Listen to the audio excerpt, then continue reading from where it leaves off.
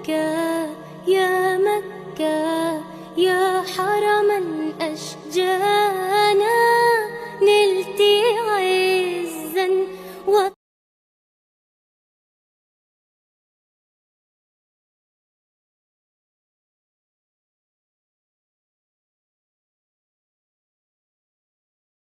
کہ آپ کہاں نہ ہیں۔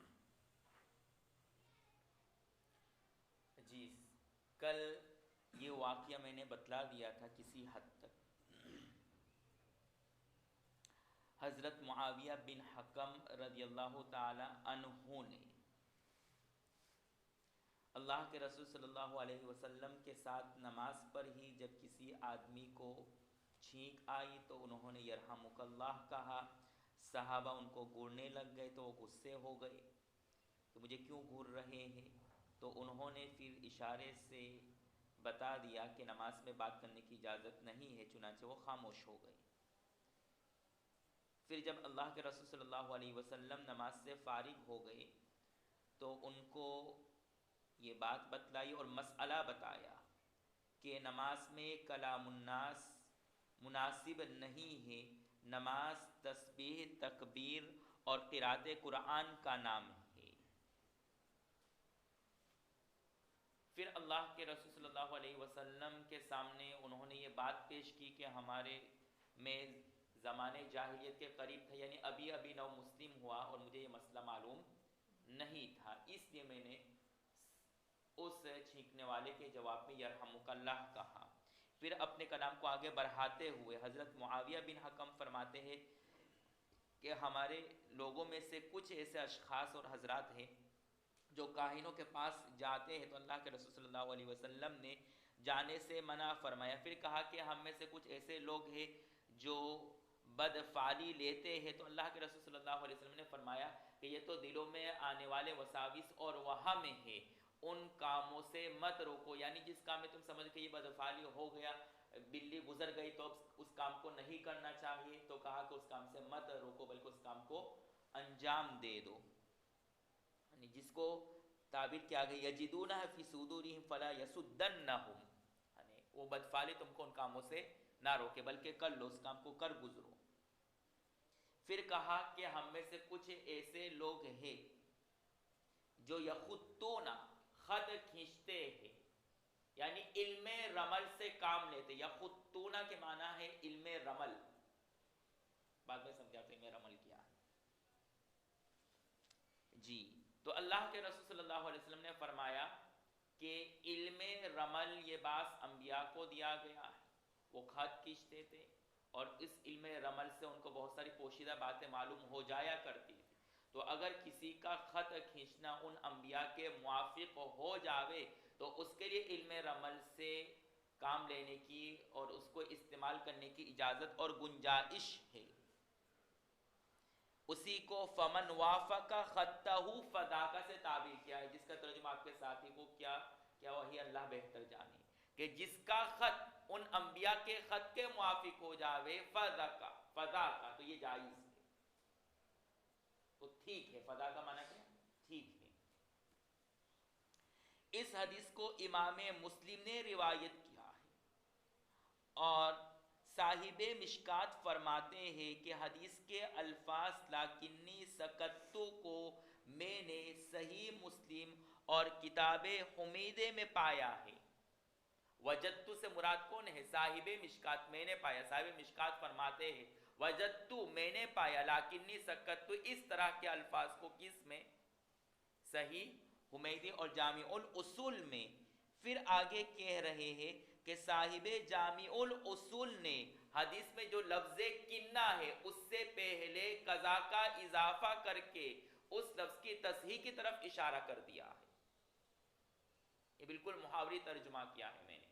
حدیث میں دیکھیں لفظ لاکنی سکتو ہے کہ نہیں الفاظ، اس سے جب ساتھی حدیث پڑھے تو الفاظ اور ترجمہ دھیان سے سنیں تاکہ جو تشریح میں کرو ڈائریکٹ تو آپ کو بات سمجھ میں آ جائے، وہ الفاظ مجھے بار بار دہرانے کی ضرورت نہ پڑے۔ کئی مرتبہ ایسا ہوتا ہے ڈائریکٹ میں تشریح شروع کر دے، جب طلبہ کو سمجھ میں نہیں کہ کیا بات کہہ رہے؟ کیوں؟ اس لیے کہ آپ نے حدیث کا ترجمہ دھیان سے نہیں سنا، وہ الفاظ دھیان سے نہیں سن رہے. میں نے کئی بار اس کو محسوس کیا، لیکن آج بتا دیا. اب اتنا موقع نہیں ہے کہ ہر چیز کو لفظ بلفظ سمجھایا جائے، اس سے حدیث کا ترجمہ دھیان سے سنیں. ابو عامر جی. تو حدیث میں لاکنی سکتو، تو صاحب جامع الاصول نے لاکنی سے پہلے کون سے لفظ کو استعمال کیا؟ کذا لاکنی سکتو. سمجھ میں آ رہا ہے جی؟ کیا مطلب؟ محدثین کے وہاں ایک اصول اور ضابطہ ہے کہ جب کسی لفظ کے بارے میں شک پیدا ہو جائے کہ یہ لفظ صحیح ہے یا نہیں، حدیث میں یہ لفظ کا اضافہ ہوا یا نہیں، پھر اس شک کو دور کرتے ہوئے اس لفظ کی تصحیح کی طرف اشارہ کرنا ہوتا ہے، تو پھر اس لفظ سے پہلے قضا کا اضافہ کر دیتے ہیں. تو جامع الاصول میں صاحب جامع الاصول نے لاکنی سے پہلے قضا کو بڑھایا اور بتا دیا کہ بعض محدثین کے وہاں لاکنی سکتو کے لفظ میں شک پیدا ہوا ہے، لیکن صحیح بات یہ ہے کہ وہ موجود ہے حدیث میں. تو لاکنی سکتو سے پہلے قضا لا کر کے صاحب جامع الاصول نے صححہ، اس کی تصحیح کی طرف اشارہ کر دیا کہ یہ لفظ صحیح ہے. اسی کو انہوں نے صححہ جامع الاصولی، صاحب جامع الاصول نے اس لفظ کو صحیح کیا ہے. کیوں؟ اس لیے کہ لاکنی سے اوپر قضا کے لفظ کو بڑھایا. اسی کو انہوں نے کس انداز میں تعبیر کیا ہے؟ بلفظتی قضا فوق لاکنی، لفظ قضا کے ذریعے سے لاکنی کے اوپر.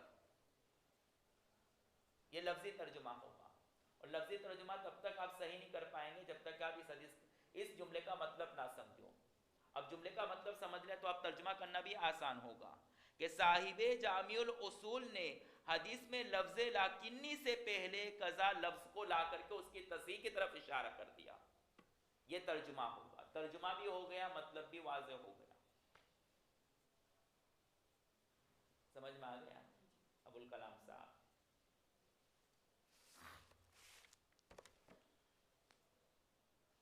خیر، اب آتے اصل مضمون کی طرح. اگر آپ صحیح ترجمہ کرتے تو مجھے اتنا وقت خرچ نہیں کرنا پڑتا.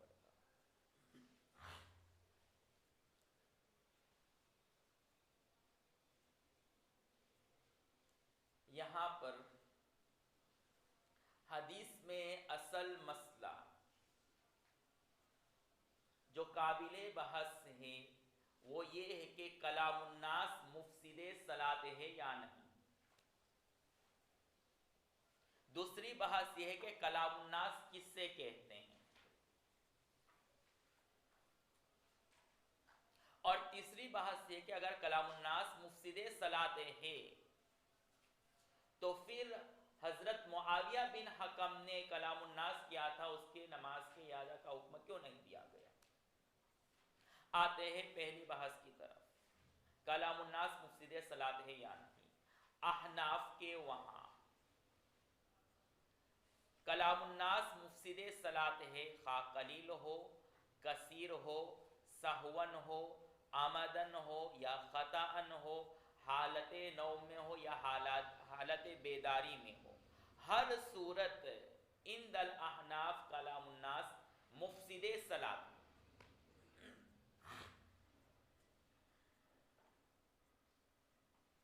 حنابلہ کے یہاں اصح قول بھی یہی، شوافع کے وہاں یعنی عند الشافعی رحمت اللہ علیہ کلام الناس قلیل نسیانن معاف ہے، یعنی مفسد صلاۃ نہیں ہے. قلیل نسیانن کلام الناس مفسد صلاۃ نہیں ہے.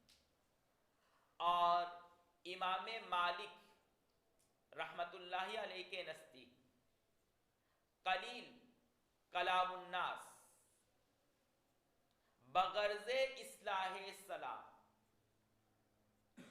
معاف ہے، اگرچہ کلام الناس آمدن کرے، جان بوجھ کر کے کلام الناس کرے، لیکن مقصود اصلاح صلاح ہے تو مالکیہ کے یہاں یہ مفسد صلاح ہے. دو شرطوں کے ساتھ. قلیل اور دوسری شرط بغرض اصلاح صلاۃ. تو عند مالک رحمۃ اللہ علیہ یہ مفسد صلاۃ نہیں. ہمارا مستدل اس ترجمات الباب کی پہلی روایت ہے جس میں حضرت معاویہ بن حکم رضی اللہ تعالی عنہ کو اللہ کے رسول نے منع کر دیا. صحابہ بھی منع کر رہے تھے. معلوم ہے کہ صحابہ کو بھی یہ بات معلوم تھی کہ کلام الناس یہ مفسد صلاۃ ہے، اس نے منع کر دیا. ہم مکلمت کہو کلام الناس میں سے. پھر اللہ کے رسول صلی اللہ علیہ وسلم نے مزید وضاحت کرتے ہوئے فرمایا کہ نماز کے اندر کلام الناس کی صلاحیت نہیں ہے. اور جو الفاظ اللہ کے رسول صلی اللہ علیہ وسلم نے فرمایا لا يصلح فيها شيء من کلام الناس، شیء یہ تحت النفی واقع ہے جو کہ نکرہ، نکرہ جب تحت النفی واقع ہو تو یہ عموم پر دلالت کرتا ہے. نکرہ تحت النفی عموم پر دلالت کرتا ہے. اسی وجہ سے ہم نے کہا کہ کلام الناس قلیل ہو یا کثیر ہو، سہون ہو یا عمدن ہو یا خطاً ہو، حالت نوم یا حالت بیداری میں ہو، ہر صورت میں مفسد صلاۃ ہے. لہذا اگر کسی کو حالت قیام میں گہری نیند آ گئی اور خواب دیکھنے لگ گیا اور بھول سے کوئی چیز بات کر لی کہ مجھے کھانا دے دو، اس کی نماز گئی. سمجھ گئے جی؟ ہمارا ذہن اسی طرف جاتا ہے، کھانے کی طرف. خیر، یہ احناف کا مستدل ہے. شوافع اور مالکیہ کا مستدل باب سجود السہو میں ایک روایت ہے حضرت ابو ہریرہ رضی اللہ تعالی عنہ کی جس میں واقعہ ذوالیدین کو ذکر کیا گیا. واقعہ ذوالیدین کا مطلب کیا ہے؟ ایک صحابی تھے جن کو ذوالیدین سے پکارا جاتا تھا اس لیے کہ ان کا ہاتھ بڑے لمبے تھے. اللہ کے رسول صلی اللہ علیہ وسلم نے صحابہ کو نماز پڑھائی. بعد فراغ الصلاۃ، نماز سے فارغ ہونے کے بعد ذوالیدین رضی اللہ تعالی عنہ نے اللہ کے رسول صلی اللہ علیہ وسلم سے فرمایا کہ رکعت میں کمی بیشی ہوئی ہے، آپ سے لغزش ہو گئی ہے نماز کے باب میں. اللہ کے رسول صلی اللہ علیہ وسلم پھر واپس مصلی پر آئے اور صحابہ سے پوچھا کہ واقعتاً ذوالیدین جو بات کہہ رہا ہے وہ صحیح ہے کہ رکعت میں کمی بیشی ہوئی ہے؟ تو صحابہ نے کہا ہاں اللہ کے رسول اس نے صحیح بات کہی. اور کچھ صحابہ تو مسجد سے باہر بھی نکل چکے تھے. سب کو بلایا اور جتنی رکعت باقی تھی وہاں سے ہی اللہ کے رسول نے اپنی نماز کی تکمیل کی. نئے سرے سے نہیں، استناف نہیں، بلکہ جہاں سے باقی تھا، جتنی رکعتیں باقی تھی اس کی تکمیل کر لی. اس واقعے سے امام شافعی رحمۃ اللہ علیہ نے استدلال کیا کہ اللہ کے رسول کا کلام قلیل تھا اور نسیانن تھا اس لیے معاف ہے. امام مالک کہتے یہ کلام نسیانن نہیں تھا بلکہ عمدن تھا اور قلیل تھا اس لیے معاف ہے.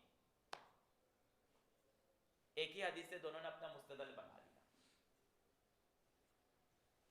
اب یہ حدیث ہمارے مخالف ہے، سمجھ رہے ہیں؟ تو ہم کیا جواب دیں گے؟ یہ حدیث منسوخ ہے. آیت کریمہ وقوموا للہ قانتین، حضرت زید بن ارقم رضی اللہ تعالیٰ عنہ فرماتے ہیں کہ ہم ابتدائی اسلام میں نماز میں بات چیت کرتے تھے، کیم چھو، ہاؤ آر یو، ہیلو. پھر اللہ کے رسول صلی اللہ علیہ وسلم نے ہمیں منع فرمایا اور یہ آیت کریمہ نازل ہوئی وقوموا للہ قانتین کہ نماز میں خشوع اور خضوع کے ساتھ کرے رہو، یعنی اس میں بات نہ کرو بلکہ مکمل طور پر اللہ کی طرف متوجہ رہو. معلوم ہوا کہ یہ آیت ناسخ ہے اور یہ حدیث جو حضرت ابو ہریرہ رضی اللہ تعالیٰ عنہ کی وہ منسوخ ہے. لیکن شوافع اور مالکیہ کو کلام الناس کی اجازت دینی ہے، اس لیے وہ جلدی چھوڑیں گے نہیں احناف کو. انہوں نے کیا کہا؟ وقوموا للہ قانتین والی آیت سن ہجری 1 میں نازل ہوئی اور حضرت ابو ہریرہ رضی اللہ تعالیٰ نے جو واقعہ نقل کیا ذوالیدین کا وہ سن ہجری 7 میں صحابی ہوئے مسلمان. تو معلوم کہ یہ واقعہ کب کا ہے؟ بعد کا، یعنی اس آیت کے نازل ہونے کے بعد کا، یعنی یہ آیت نازل اس کے بعد بھی صحابہ بات کرتے تھے، معلوم ہے کہ یہ آیت ناسخ نہیں ہے. ٹھیک جی. تو ہم نے ان کو جواب دیا کہ آیت کریمہ وَقُومُوا لِلَّهِ قانتین کا نزول سن ہجری 1 میں ہوا، یہ بات صحیح ہے مسلم. حضرت ذواليدين کی شہادت غزوہ بدر میں ہوئی، جس کا وقوع سن ہجری 1 میں ہوا.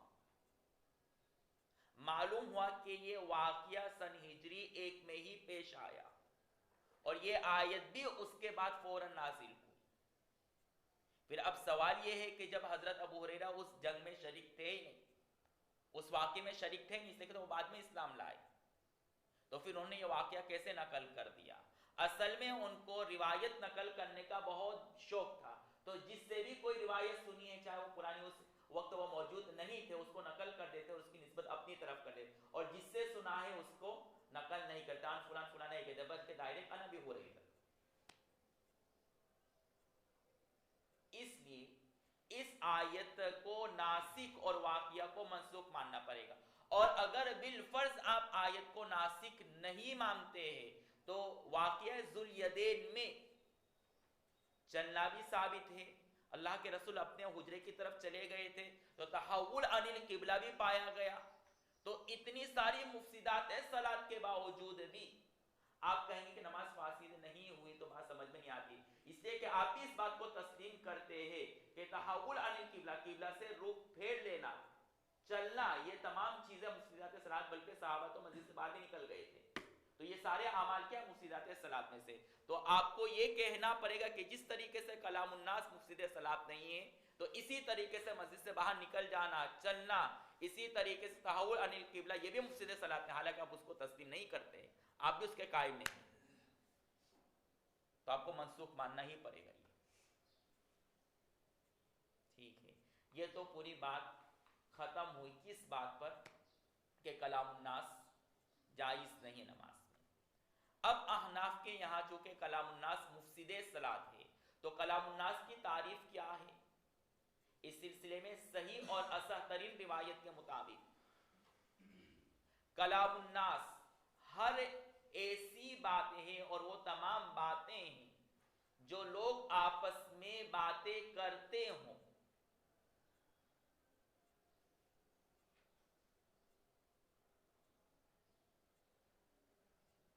اور وہ باتیں جو کلام الناس کے قبیل سے نہ ہو، یعنی قرآن یا اذکار یا وظائف میں سے ہو، تو یہ مفسد صلاۃ نہیں ہے. ہر وہ کلام جو لوگ آپس میں باتیں کرتے ہو وہ مفسد صلاۃ ہے، اور ہر وہ کلام جو لوگ آپس میں باتیں نہ کرتے ہو بلکہ قرآن یا اذکار یا وظائف میں سے وہ مفسد صلاۃ نہیں ہے، دو شرطوں کے ساتھ. بشرطے کہ قرآن یا اذکار میں سے جو آپ نے کلمات کہے ہیں وہ جواباً یا تخاطب کے طور پر نہ کہا ہو،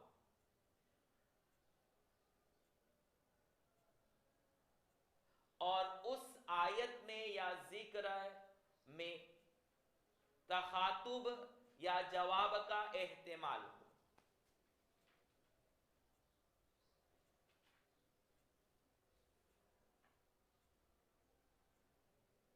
تعریف ہو گئی کلام الناس کی، جو لوگ آپس میں باتیں کرتے وہ کلام الناس میں سے، اور جو باتیں آپس میں نہیں کرتے بلکہ وہ کلام قرآن یا اذکار میں موجود ہو تو مفسد صلاۃ نہیں ہے، دو شرطوں کے ساتھ. تخاطب یعنی کسی کو مخاطب کرنے کا ارادہ نہ ہو، اور نہ ہی جواب دینے کا ارادہ ہو، اور ان کلمات میں یعنی قرآن کی آیتوں میں ذکر میں تخاطب اور جواب کا احتمال ہو. نہ ہو تو پھر تو کوئی مسئلہ ہی نہیں. خیر، لیکن فقہا کے وہاں کلام کس کو کہتے ہیں یہ ایک مستقل بات ہے، اس لیے کہ نحو میں کلام اس کو کہتے ہیں جس میں معنی مفید پیدا ہو جائے. یہ آپ نے پڑھا ہوگا نا. جبکہ فقہا کے وہاں کلام سے وہ معنی مراد نہیں، بلکہ فقہا کے وہاں کلام کا اطلاق ہر ایسے لفظ پر یا ہر ایسے کلمہ پر ہوتا ہے جس میں 2 حرف ہو، چاہے اس کا کوئی معنی ہو یا نہ ہو. لہذا اگر آپ نے او آ چھو گیا، آپ کی نماز گئی، اگرچہ نحوی اعتبار سے اس پر کلام کا اطلاق نہیں ہوگا. فقہا کے وہاں کلام کس کو کہتے ہیں؟ جس کلمے کم از کم 2 حرف ہو، چاہے اس کا کوئی معنی ہو یا نہ ہو، مفسد صلاۃ. اور اگر ایک حرف ہو تو اس میں تفصیل ہے، اگر معنی دار ہو تو مفسد صلاۃ ہے، اور بے معنی دار ہو تو مفسد صلاۃ نہیں. جیسے قی عربی زبان میں اس کا معنی ہے تو بچ، قی تو اپنی نگرانی کر، تو یہ ایک حرف معنی دار، اس میں مفسد صلاۃ ہے. اور اگر بے معنی ہے تو اب مفسد صلاۃ نہیں. اس کے اوپر متفرع ہونے والے چند مسائل.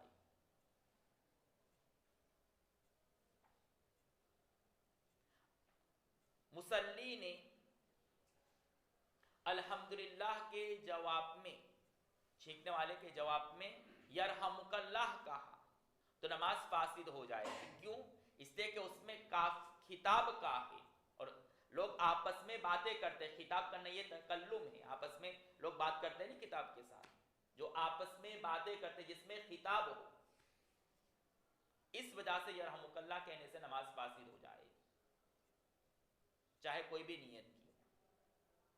اسی طریقے سے مصلی کا السلام علیکم، کسی گزرنے والے کو سلام کرنا، یا سلام کا جواب مصلی کا وعلیکم السلام سے دینا، یہ بھی مفسد صلاۃ ہے، کہ اس میں کافی خطاب ہے.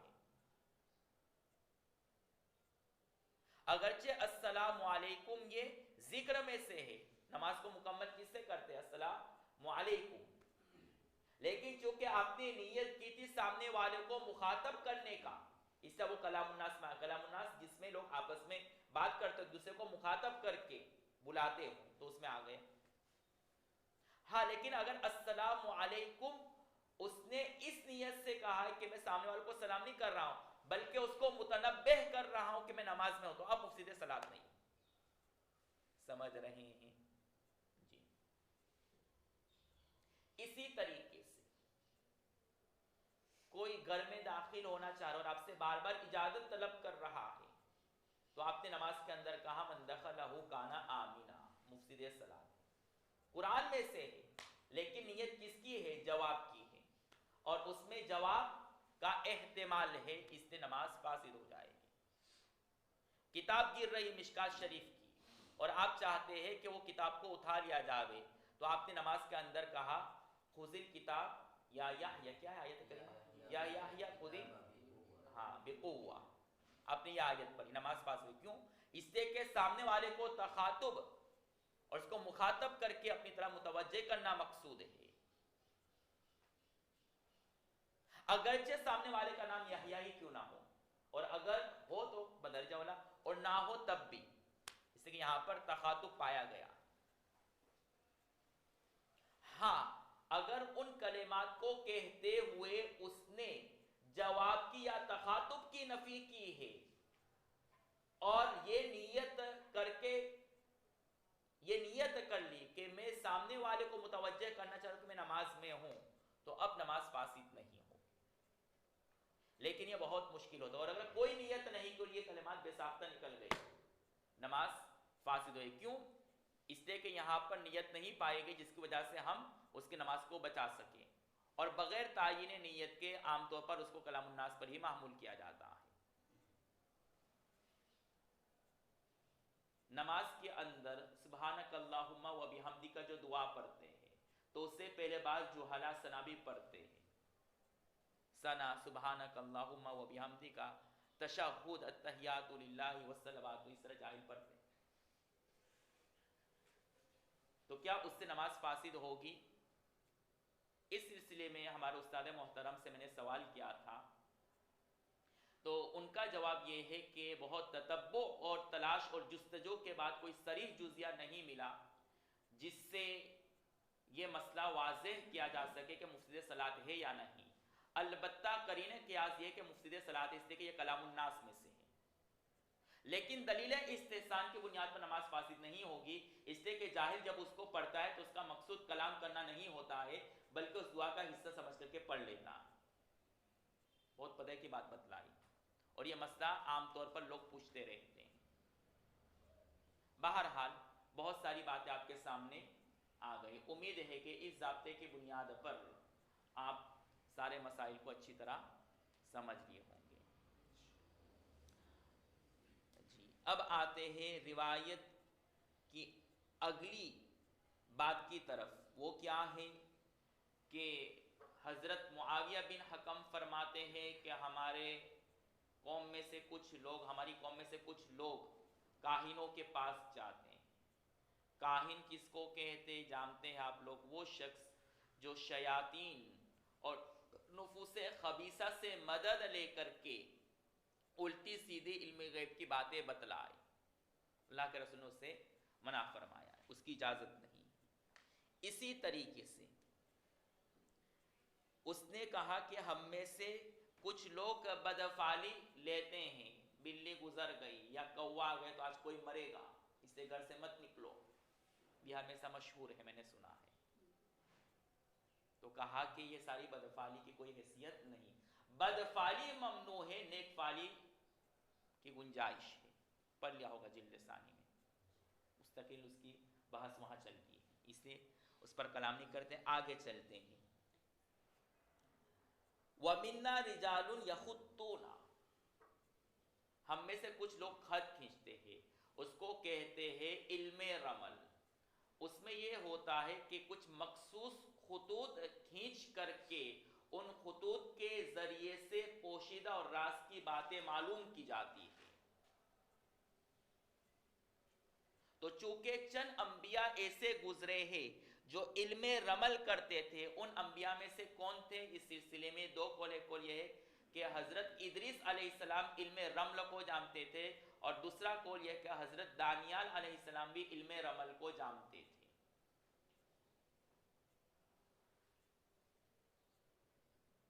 اب علم رمل جائز ہے یا نہیں، یہ مسئلہ متفق علیہ ہے کہ علم رمل ناجائز ہے، لیکن پھر اللہ کے رسول صلی اللہ علیہ وسلم کا حضرت معاویہ بن حکم کو یہ کہنا کہ اگر جو علم رمل کرتا اس کا خط انبیاء کے خط کے موافق ہو جائے فضا کا، تو یہ ٹھیک ہے، تو اسے تو پتہ چل رہا ہے کہ جائز ہے۔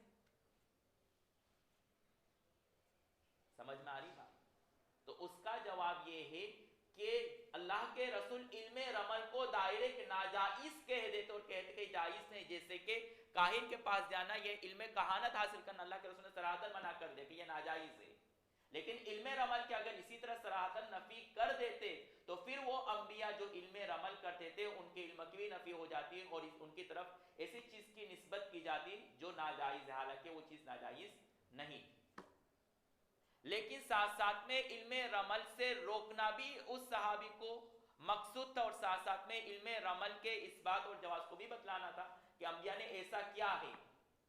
اس سے اللہ کے رسول نے ایسا اسلوب اختیار کیا کہ صحابی کو اس علم رمل سے بھی منع کیا جاوے، اور جن انبیاء نے اس کام کو کیا ان کے اوپر کوئی زد نہ آئے۔ تو اللہ کے رسول نے کیا فرمایا کہ اگر بالفرض کوئی اتنا ماہر ہو جائے علم رمل میں کہ اس کا خط انبیاء کے خط کے موافق ہو جاوے تو اب گنجائش ہے، حالانکہ کسی کے لیے یہ کرنا ممکن نہیں، اس لیے کہ کسی نے ان انبیاء کے زمانے کو نہیں پایا صحابہ میں سے، تو ان کا خط اس نبی کے خط کے موافق بھی آئی نہیں ہو، یہ ممکن نہیں ہو سکتا۔ جب ممکن نہیں ہو سکتا ہے تو اب کرنا جائز نہیں۔ چلیے،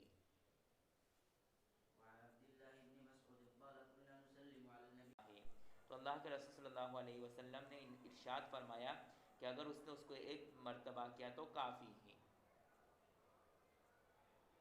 اس حدیث میں تسویہ تراب کے مسئلے کو بیان کر رہے ہیں۔ تسویہ تراب کا مطلب کیا ہے؟ زمین کو صحیح کرنا، اور اس کے بعد والی جو روایت ابو ہریرہ سے یہ ہے، اچھا وہ الگ ہے، چلیے وہ بعد میں سمجھائیں گے۔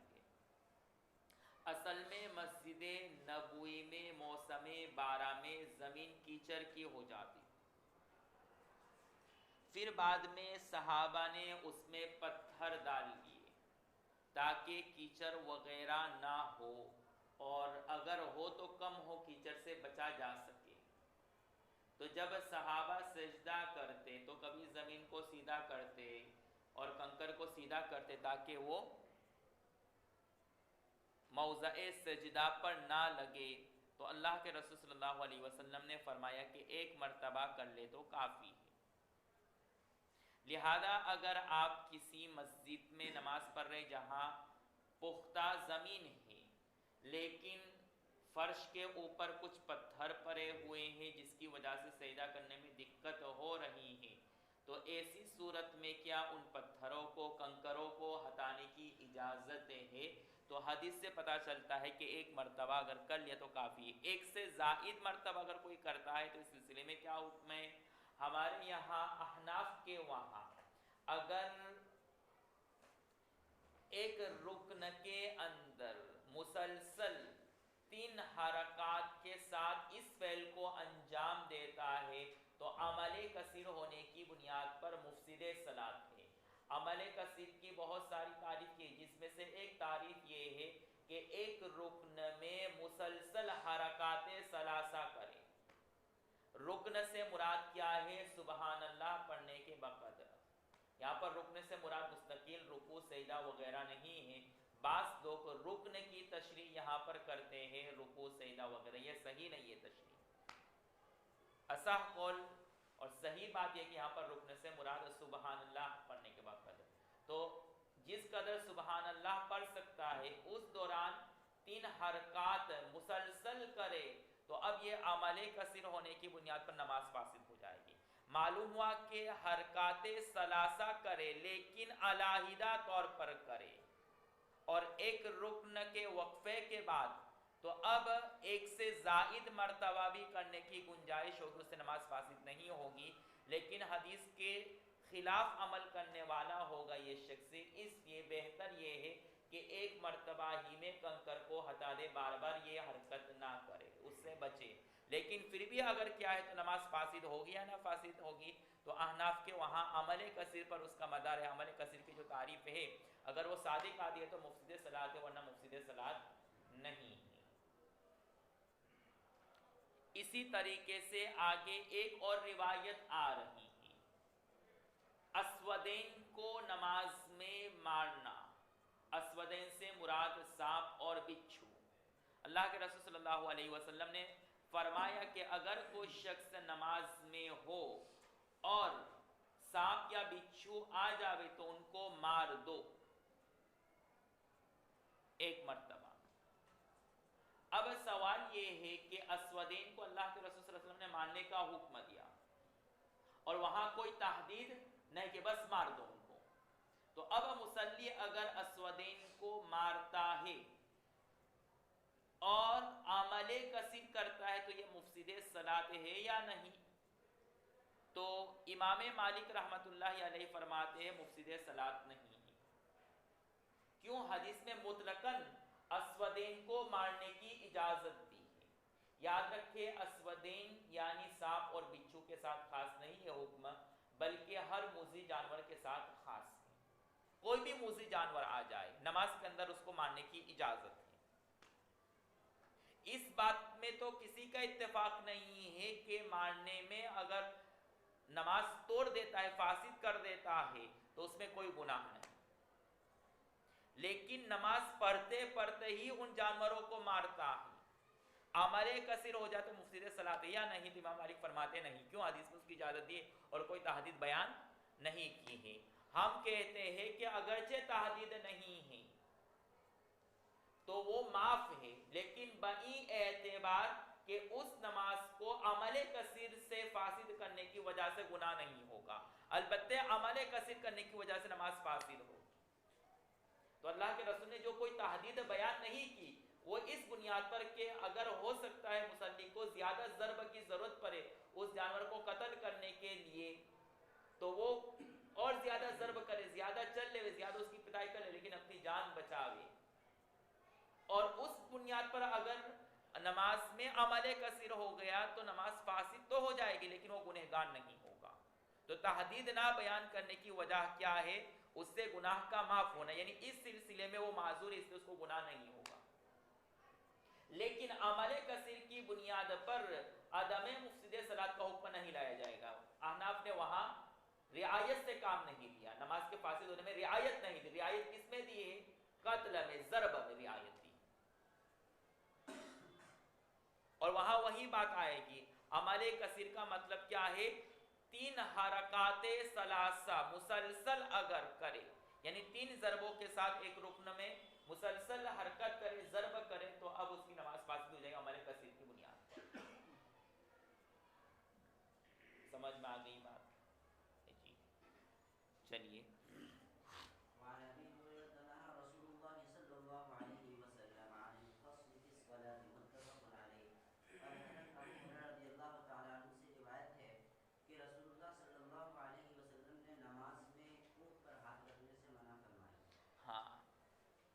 اس کو تخسر بھی کہتے ہیں، تخسر کے معنی ہاتھ پر کوک، ہاتھوں کو کوک پر رکھنا، چاہے حالت صلاۃ میں ہو یا نماز کے باہر ہو۔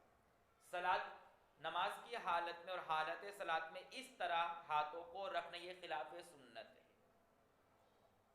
اور رہی بات خارج صلاۃ، یہ بھی خلاف اولا ہے چند وجوہات کی بنیاد پر، اس لیے کہ اختصار یعنی تخسر میں تشبہ بالیہود ہے، تشبہ بالابلیس ہے، تشبہ باہل النار ہے، تشبہ باہل المصیبہ ہے، تشبہ بالمتکبرین ہے، تشبہ بارذل الناس،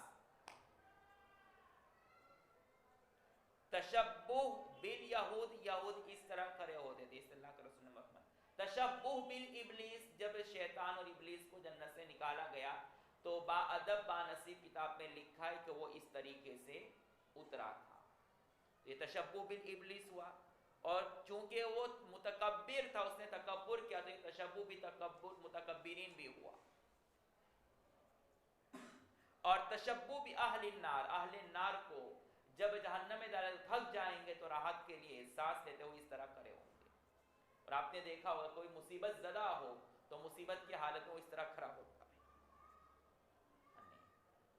جی تو ان تمام وجوہات کی بنیاد پر علماء نے تخسر سے منع فرمایا، نماز کے اندر بھی اور خارج صلاۃ بھی۔ ہاں اگر کوئی تکلیف اور مصیبت آ پڑے اور اپنے آپ کو سنبھال نہیں پا رہا ہے، جس کی بنیاد پر اس نے اپنے ہاتھوں کو یہاں پر مجبوری کی بنیاد پر رکھ دیا ہے، تو اب الضرورات تبیح المحظورات کے قاعدے کی بنیاد پر، اصول کی بنیاد پر معاف ہے، اس کو کوئی گناہ نہیں ہوگا، کراہت کا ارتکاب اور مرتکب شمار نہیں ہوگا۔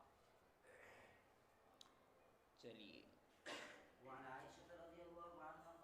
اس میں بیان کیا گیا ہے، یعنی نماز میں اپنی نظروں کو ادھر ادھر کرنا، اس سلسلے میں اللہ کے رسول صلی اللہ علیہ وسلم نے منع فرمایا کہ اس طرح نہیں کرنا چاہیے، اس لیے کہ انسان اچک لیتا ہے، کیا مطلب اس کے نماز میں جو خشوع اور خضوع اس کو ختم کر دیتا ہے۔ اب التفات فی الصلاۃ کی 3 صورتیں ہیں۔ الالتفات بتحویل الصدر، یہ مفسد صلاۃ ہے۔ دوسری صورت الالتفات بتحویل الوجہ، عدم مفسد صلاۃ مع کراہت، یعنی مفسد صلاۃ نہیں ہے لیکن مکروہ ہے۔ تیسری صورت الالتفات بتحویل العین یا بتحویل عینی، یعنی اپنی آنکھوں کی کنکھیوں سے دیکھنا، یہ اگر تعلیماً ہو، یعنی لوگوں کو دیکھنے کے لیے کہ وہ نماز صحیح پڑھ رہے ہیں یا نہیں، اور بعد میں ان کو تعلیم دینا مقصود ہو کہ نماز میں کیا خرابی ہے، تو اس صورت میں اس کی گنجائش ہے، جیسا کہ آگے کی روایت میں اللہ کے رسول صلی اللہ علیہ وسلم سے خود ثابت ہے کہ نماز کے اندر صحابہ کو کنکھیوں سے دیکھتے تھے، تاکہ بعد میں صحابہ کو نماز کی تعلیم دے سکے، کہاں کہاں ان سے نماز میں کوتاہی اور کمی واقع ہو رہی ہے، تو اساتذہ کے لیے، بڑوں کے لیے اس طریقے سے کرنے کی گنجائش ہے، اور عام اصاغر حضرات کو یہ کرنے کی اجازت نہیں ہے۔ کیوں؟ اس لیے کہ وہ کیا تعلیم ہے، وہ خود تعلیم کے محتاج ہے۔ اس لیے جن حضرات کی عادت یوں کرنا کہ اسے دیکھنا ادھر ادھر، یہ صحیح نہیں۔ حکیم الامت حضرت تھانوی رحمۃ اللہ علیہ فرماتے ہیں کہ جو شخص نماز کے اندر اپنی نظروں کی حفاظت نہیں کرتا ہے، ادھر ادھر اپنی نظروں کو کرتے رہتا ہے، وہ انسان کبھی بھی بد نظری کی بیماری سے محفوظ نہیں رہ سکتا، وہ بد نظری کی بیماری میں مبتلا رہے گا ہمیشہ۔ اس لیے اگر آپ اس بیماری سے محفوظ رہنا چاہتے ہیں تو اپنی نمازوں کو اچھی طرح نماز میں جمع رکھے اور ادھر ادھر ہرگز نہ دیکھے۔ پہلی دو صورتیں اور ان کا حکم امید ہے کہ سمجھ میں آ چکا ہوگا، کہ سمجھانے کی ضرورت ہے۔ الالتفات بتحویل الصدر اور الالتفات بتحویل الوجہ، سمجھ میں آ گیا؟ چلیے۔ وعن ابي هريره قال قال رسول الله صلى الله عليه وسلم لينتهي الاقوام عن رفع ابصارهم عند الدعاء في الصلاه الى السماء او لتخطفن ابصارهم، رواه مسلم۔ اور حضرت ابو ہریرہ رضی اللہ تعالیٰ عنہ سے روایت فرماتے ہیں کہ رسول اللہ صلی اللہ علیہ وسلم نے ارشاد فرمایا کہ نماز میں دعا کے وقت اپنی آنکھوں کو آسمان کی طرف اٹھانے سے باز لَيَنْتَهِيَنَّ، باز مانند باز رکھنا، کچھ لوگوں کو منع فرمایا کہ اپنی نظروں کو دعا میں نماز میں آسمان کی طرف بلند نہ کرے۔ چلو ترجمہ مکمل کرو۔ آپ صلی اللہ علیہ وسلم نے نماز میں دعا کے وقت آسمان کی طرف اپنی آنکھوں کو اٹھانے سے باز منع فرمایا، ورنہ ان کی آنکھیں اچک لی جائیں۔ جی، آسمان کی طرف حالت نماز میں چاہے قرات کر رہے ہو یا دعا کر رہے ہو، آسمان کی طرف دیکھنے سے منع کیا گیا۔ اس کی وجہ یہ ہے کہ اگر انسان آسمان کی طرف دیکھ کر کے دعا کرتے یا نماز میں دعا کرے اور آسمان کی طرف دیکھ رہا ہے تو اس سے شبہ ہو سکتا ہے کہ اللہ تبارک و تعالی آسمانوں میں ہے، حالانکہ اللہ جہت سے اور مکان اور مکین سے مبرہ اور منزہ ہے۔ اگر اللہ کے لیے کسی جہت کو متعین کیا جائے تو اس صورت میں ذات الہی کے لیے جسم کا بھی ماننا لازم آئے گا، حالانکہ یہ تمام چیزیں کفر ہے اور شرک تک پہنچانے والی۔ اس وجہ سے حدیث پاک میں اس چیز سے سخت منع کیا گیا ہے۔ چلیے۔ وعن ابي قتادة قال رأيت النبي صلى الله عليه وسلم يؤم الناس وأمامة بنت أبي العاص على عاتقته فإذا ركع وضعها وإذا رفع من السجود عاتقه فإذا ركع وضعها وإذا رفع من السجود أعادها، متفق عليه۔ اور حضرت ابو قتادہ رضی اللہ تعالیٰ عنہ سے روایت فرماتے ہیں کہ میں نے رسول اللہ صلی اللہ علیہ وسلم کو لوگوں کو نماز پڑھاتے ہوئے دیکھا کہ جب آپ رکوع میں جاتے تو اپنی نواسی امامہ بنت ابی العاص کو اپنے کندھے سے اتار دیتے، اور جب سجدہ سے اٹھتے تو پھر اپنے کندھے پر بٹھا دیتے۔ جی، امامہ بنت ابو العاص یہ حضرت زینب رضی اللہ تعالیٰ عنہ کی صاحبزادی ہے، اور ان کے شوہر کا نام جیسا کہ واضح ہے ابو العاص، بنت ابو العاص کہا، ابو العاص کی بیٹی، تو معلوم ہوا کہ یہ ان کے ابا ہے، تو حضرت زینب رضی اللہ تعالیٰ عنہ کے شوہر ہوئے اور اللہ کے رسول صلی اللہ علیہ وسلم کی نواسی ہوئی۔ تو جب اللہ کے رسول صلی اللہ علیہ وسلم نماز پڑھتے یا پڑھاتے تو ان کو اٹھا لیتے، پھر بعد میں نیچے بھی کر دیتے. تو اللہ کے رسول کا صلی اللہ علیہ وسلم کا حضرت امامہ کو اٹھانا اور نیچے رکھنا، اس حدیث سے پتہ چل رہا ہے، اس حدیث میں مسئلہ حمل الصبی فی الصلاۃ کو بیان کیا گیا ہے. حمل الصبی فی الصلاۃ، نماز کے اندر بچے کو اٹھانا. امام مالک رحمت اللہ علیہ کے نزدیک حمل الصبی فی الصلاۃ ناجائز ہے. ائمہ ثلاثہ کے نزدیک اس حدیث کی بنیاد پر جائز ہے. امام مالک نے اس حدیث کا جواب کیا دیا کہ یہ حدیث منسوخ ہے. تو ہم کہتے ہیں کہ جب آپ نے اس حدیث کو منسوخ مانا ہے تو اس کے نسخ پر کوئی دلیل پیش کرو، تو ان کے پاس کوئی دلیل نہیں ہے. معلوم ہے کہ یہ حدیث منسوخ نہیں. جب منسوخ نہیں ہے تو حمل الصلاتی، حمل الصبی فی الصلاۃ یہ جائز ہے بوقت ضرورت، اور بلا ضرورت مکروہ ہے، بشرطے کہ عمل کثیر کا ارتکاب نہ ہو.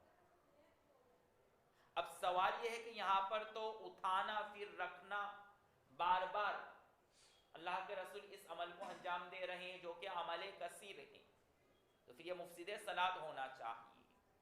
تو اصل بات یہ ہے کہ حضرت امامہ اللہ کے رسول کی جو نواسی تھی وہ خود سمجھدار تھی اور اتنی اس کے اندر سمجھ بوجھ تھی کہ وہ خود سنبھل سکے اپنے آپ کو. تو جب اللہ کے رسول صلی اللہ علیہ وسلم یہاں پر جو کہا کہ اللہ کے رسول اس کو اٹھاتے اور نیچے رکھتے، تو یہ نسبت اصل میں حضرت امامہ کی طرف کی ہے، لیکن مجازن اللہ کے رسول کی طرف کیا گیا، یعنی وہ خود چپک جاتے. آپ نے دیکھا ہوگا بچوں کو یعنی کہ چپک جاتے ہیں، پھر لگ رہا ہے کہ اب نیچے جا رہے یا اٹھ رہے، تو پھر واپس بچے سجدے میں آپ نے دیکھا بچوں کو چڑھ جاتے امی کی طرف، پھر جب دیکھا کہ امی اب اوپر جا رہی قیام کی طرف تو پھر واپس اتر جاتے بچے. تو یہاں پر یہی بات ہے، لیکن مجازن اس کی نسبت اللہ کے رسول کی طرف کی گئی ہے کہ اللہ کے رسول اس کو اٹھا رہے تھے اور نیچے بٹھا رہے تھے. ورنہ اگر اس طرح کریں گے تو عمل کثیر ہونے کی بنیاد پر نماز فاسد ہو جائے گی. چائنا میں آپ نے دیکھا ہوگا بچوں کو یوں یہاں پر کپڑا باندھ کر کے پہنا ہے. نیپال وغیرہ میں بھی آپ نے دیکھا ہوگا یہاں پر یا پیچھے جی پیچھے وہ ٹوکری رہتا ہے، ہاں آگے بچوں کو باندھتے دیکھا ہے، باندھتے ہیں جی. ماجرا ہی کچھ عجیب ہوتا ہے نا. وہ چائے کے بغل میں جو کام تھا نا، چائے کے باغ میں مجھے بھی لگتا ہے دیکھنے میں. ہاں خیر چلیے. وعن ابي سعيد الخدري قال قال رسول الله صلى الله عليه وسلم اذا ذهب احدكم للصلاه فليبذل ما استطاع. لیکن یاد رکھیے کہ اگر آپ نے بچے کو اس حالت میں اٹھایا ہے اور اس نے پیشاب کر لیا، پاخانہ کر لیا، تو حامل نجاست ہونے کی بنیاد پر، یعنی نجاست اٹھانے والے کی بنیاد پر آپ کی نماز فاسد ہو جائے گی. مثلا آپ نے پیشاب کا شیشہ یا بوتل جیب میں رکھ دے تو نماز ہوگی نہیں. کیوں؟ اس لیے کہ آپ حامل نجاست ہوئے. تو اگر بچہ ایسا ہے جو بذات خود اپنے آپ کو سنبھال سکتا ہے، کھڑا ہو سکتا ہے، پھر وہ آپ کے اوپر چڑھ گیا ہے یا بیٹھ گیا ہے، تو اب اس نجاست کی نسبت اس بچے کی طرف ہوگی، آپ کی نماز فاسد نہیں. لیکن وہ بچہ ایسا جو خود سنبھل نہیں سکتا ہے، جیسے 5-6 مہینے یا 1 سال کا بچہ ہے، کچھ کھڑا نہیں ہو سکتا ہے، اور پھر آپ نے اس کو اٹھایا، وہ آپ کے اوپر بیٹھ گیا ہے، تو اب آپ حامل نجاست ہونے کی بنیاد پر آپ کی نماز فاسد ہو جائے گی. اس بات کو خاص ملحوظ رکھنا ہے یہاں پر. چلیے، یہ باتیں شروعات میں نہیں ملتی ہے. چلو فإن الشيطان رواه مسلم. شیشے میں آپ نے پیشاب کو بھرا یا خون کو بھرا اور اس کو جیب میں رکھ کر کے نماز پڑھ رہے ہیں تو نماز فاسد ہو جائے. اور اگر وہ اندھا جس کو مرغی نے سیکھا ہو کئی دنوں تک، اس میں زردے کے بعد لال پن، سرخی پن پیدا ہوتا ہے، اس کو جیب میں رکھا ہے تو یہ مفسد صلاۃ نہیں. دیہات والے اس بات کو سمجھ میں کیا کہنا چاہ رہا ہوں، چوزے تیار ہونے سے پہلے. کیوں؟ اب اس کے لیے تفصیل نہیں، بس مسئلہ بتا دیا. اب کیوں فرق ہے دونوں مسئلوں میں؟ فقہ کی کتابوں کی طرف رجوع کیا جاوے. چلو رواه مسلم وفي رواية البخاري عن أبي هريرة قال إذا اغتسل أحدكم بالصلاة فليغسل ما استطاع ولا يقلها فإنما ذلكم من الشيطان يضحك منه. اور حضرت ابو سعید خدری رضی اللہ تعالیٰ عنہ سے روایت ہے، فرماتے ہیں کہ رسول اللہ صلی اللہ علیہ وسلم نے ارشاد فرمایا کہ جب تم میں سے کسی کو نماز میں جمائی آئے تو حتی الامکان چاہیے کہ وہ اسے روکے، کیونکہ شیطان داخل ہوتا ہے. اس کو امام مسلم نے روایت کی اور بخاری کی روایت حضرت ابو ہریرہ سے ہے. فرماتے ہیں کہ جب تم میں سے کسی کو نماز میں جمائی آئے تو چاہیے کہ وہ اپنے منہ کو بند کر کے چاہیے کہ حتی الامکان روکے اور ہاں نہ کہے، کیونکہ شیطان اس سے ہنستا ہے. جی، جمائی کی صورت میں اپنے منہ کو کھولنے کی بنیاد پر پہلی روایت میں کہا گیا کہ شیطان داخل ہوتا ہے، یعنی اس کے منہ میں. حقیقت پر محمول کرے یا مجاز پر محمول کرے، لیکن اس کو حقیقت پر ہی اکثر محدثین محمول کرتے. اب کس طرح داخل ہوتا ہے واللہ اعلم بالصواب. دوسری روایت میں کہا گیا ہے کہ جب انسان حالت صلاۃ میں جمائی کرتا ہے، یعنی اس کو جمائی آتے اپنا منہ کھول دیتا ہے، تو شیطان اس پر ہنستا ہے. کیوں؟ اس کا چہرہ مضحکہ خیز بن جاتا ہے. اس مضحکہ خیز اور مکروہ وجہ کی بنیاد پر شیطان اپنے کارندوں کو، اپنے چیلوں کو دکھاتے، دیکھتے کیسا دیکھ رہا ہے یہ. اور جب انسان بھی کسی کو جمائی کرتے ہوئے دیکھتا ہے تو اس کو بھی خود کراہت محسوس ہوتی ہے، غصہ کر کبھی ہنسی بھی آتی ہے کہ دیکھو کتنا بدنما لگ رہا ہے. تو جمائی کو روکنے کی ایک ترکیب حدیث میں بتائی گئی، مستطاع حتی المقدور، اس کو روکنے کی کوشش کرو. پھر بھی نہیں روک پائے تو نماز کی حالت میں اگر حالت قیام میں ہے تو دائیں ہاتھ سے، اور حالت قیام کے علاوہ میں ہو تو پھر بائیں ہاتھ سے اس کو روکیں. حالت قیام میں دائیں ہاتھ کو کیوں استعمال کریں؟ اس لیے کہ جب آپ ہاتھوں کو باندھیں گے تو پہلا اوپر ہاتھ کون سا ہوگا؟ دایاں ہاتھ. تو اس میں عمل کم ہوگا. اور اس کے علاوہ میں چونکہ ہاتھ کھلے ہوئے رہتے ہیں تو مکروہ فعل کو بائیں ہاتھ استعمال کیا جاتا ہے، اس لیے پھر بائیں ہاتھ کو استعمال کریں. اچھا، جمائی روکنے کی ایک ترکیب علماء نے یہ بھی بیان کی کہ جب جمائی آئے تو دل میں اور دماغ میں یہ خیال لائے کہ انبیاء کو کبھی بھی جمائی نہیں آئی، اس لیے کہ جمائی آنا یہ غفلت کی علامت ہے. اگر یہ خیال لائیں گے تو آپ اس بیماری سے حتی المقدور محفوظ رہیں گے. چلیے. وعن ابي هريره قال قال رسول الله صلى الله عليه وسلم ان عفريتا من الجن تفلت البارحه ليقطع عليه الصلاه فامكنني الله منه فاخذته. وہ برابر پریشان کرے. لیکن مجھے یاد آ گیا کہ سلیمان علیہ السلام نے اللہ سے دعا کی تھی کہ مجھے جناتوں پر ایسی تسخیر دے کہ میرے بعد کسی کو یہ تسخیر حاصل نہیں ہے. تو حضرت سلیمان علیہ السلام کی یہ دعا یاد آ گئی، اس سے اللہ کے رسول صلی اللہ علیہ وسلم نے اس جنات کو چھوڑ دیا. اس حدیث کو باب الصلاۃ میں، کتاب الصلاۃ میں کیوں بیان کیا؟ اس کا کیا تعلق؟ ہاں، اس کو لا کر کے اشارہ کر دیا کہ اگر نماز کے اندر جنات سے آپ کا واسطہ پڑ جاوے اور آپ اس کا مقابلہ کر لیوے یا مس سے جن ہو جاوے تو اس سے نماز فاسد نہیں ہوتی. اور اگر آپ زبردست عامل ہے تو اپنے عمل سے اس کو پکڑ کے اس کو سزا بھی دے سکتے ہیں، لیکن وہ طاقت ہونی چاہیے. اب کس طرح اس کا مقابلہ کیا جاوے، اس کے لیے مستقل کتاب لکھی گئی ہے. آپ ان کتابوں کا مطالعہ کریں. کتاب الجن، اسی طریقے سے ایک کتاب ہے تاریخ جنات و شیاطین، بہت اچھی کتاب ہے، اس کا ضرور مطالعہ کرنا چاہیے. تقریباً 500 سے 1000 صفحات کی کتاب ہے، ایک سے ایک نادر باتیں لکھی ہوئی ہیں. جس کو جناتوں سے دلچسپی ہیں اس کتاب کا ضرور مطالعہ کریں. عجیب عجیب باتیں لکھی ہوئی ہیں. ابھی وقت نہیں ورنہ کچھ کہہ دیا جاتا. چلیے.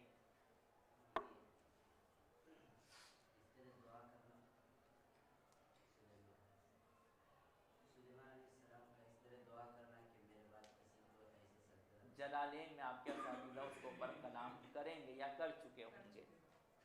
چلیے. اور मौलवी सबा करीम की कापी में 3 जवाब होंगे।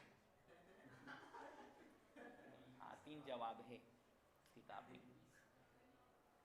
चलो, नमाज के अंदर कोई बात पेश आए का मतलब ये है कि आप तने तनहा घर में हैं और कोई घर में आना चाहते या आपसे कोई सवाल कर रहा है और वो नहीं जानता कि आप नमाज के अंदर है, या आप ऐसी जगह पर नमाज पढ़ रहे जहाँ लोग गुजर रहे और आपके सामने से कोई गुजरना चाह रहा है, तो मर्द के लिए हुक्म है कि तस्बीह पढ़े और औरत के लिए क्या है कि तस्बीह यानी ताली बजाए। लेकिन ताली बजाने का मतलब ये नहीं कि दोनों हाथों को यूं बजाए, ये मुफसिद सलात है, अमल कसे दोनों हाथ इस्तेमाल हुए। यहाँ पर तस्बीह से मुराद इस तरीके से ताली मारना। तो मर्दों के लिए तस्बीह, औरतों के लिए तस्बीह है। जी, औरतों के लिए क्यों तस्बीह है? इसलिए कि उसकी आवाज सतर है, गैर महरमों के सामने उसकी आवाज जाहिर नहीं होनी चाहिए। बवक्त ज़रूरत गुंजाइश है, बगैर ज़रूरत के अपनी आवाज़ जाहिर ना करे। उससे ये मालूम हुआ कारी रुकैया जो भी कारिया हो उनकी आवाज़ उनकी तिलावत को सुनने की इजाज़त नहीं है। और औरतों को मंजर आम पर आकर के अपनी आवाज़ को नुमाया करने की इजाज़त नहीं है, उसको जाहिर करने की इजाज़त नहीं है। यही हुक्म अमरत बच्चों का है, नाबालिग अमरत बच्चे। अमरद से मुराद सिर्फ नाबालिग ही नहीं बल्कि हर वो शख्स शामिल है जिसके चेहरे पर रेश ना आए हो और उसको देख करके तभी मेलान हो। बहुत सारे लोग बालिग हो जाते हैं लेकिन चेहरा बिल्कुल चिकना होता है, वो भी अमरत के हुक्म में शामिल है। सबा करी चलो नहीं, मैंने उसको मसला बताया, ये नहीं कि सबा कितना देख रहे हैं, तुझे बदनाम करने की कोशिश कर रहा है। किसी भी सूरत में जायज़ नहीं औरतों की आवाज़ गैर मर्द। मैंने कहा ना बवक़्त ज़रूरत, मसलन कोई चीज़ खरीद रहा है, कोई घर में नहीं मौजूद है, वो जवाब देने के लिए औरत ही है, तो कुरान ने क्या फलयख़ज़अन बिलक़ौल वइज़ा सअलतुम फ़स्अलूहुन्ना मिन वराइ हिजाब, है ना, पर्दे के पीछे से बात करो। फिर ताकीद भी क्या फलयख़ज़अन बिलक़ौल, सख्त कौल। और ये बात सहाबियात और अज़वाज मुतहरात के लिए नाज़िल हुई, जहाँ तसव्वुर नहीं कि सहाबा और अज़वाज मुतहरात में कोई फितना पैदा हो, फिर भी एहतियात कहा कि तक़वा उसी में है कि पर्दे के पसे पुष्ट सवाल करे। फलयख़ज़अन बिलक़ौल, और अपनी आवाज़ को नरम ना करे बल्कि सख्ती के साथ कहे, hi hello how are you, take coffee, ये बिल्कुल नाजायज़। I want take coffee, no.